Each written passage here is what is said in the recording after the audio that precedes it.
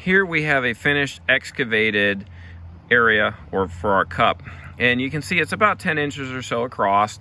And don't worry about the irregularity. What happens is when you run a 3/4 inch rock and the fine's on top, again, you'll have some areas that come out uneven. It's not going to be perfectly round. That's okay.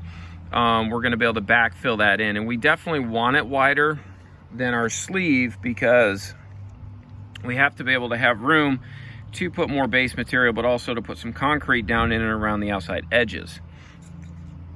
Now, obviously, this sleeve is much longer, or basically deeper or taller than the hole, which is only about 3 to 4 inches down before we hit the weed fabric. So then we obviously will cut the weed fabric out, and then this will allow us then room to put the sleeve in, and we'll excavate the sleeve down and around, and then this will get filled with concrete around the outside edge. And this obviously will help prevent weeds from growing up and around, but we can get down into the dirt level and get our sleeve to the correct height before we fill this back in.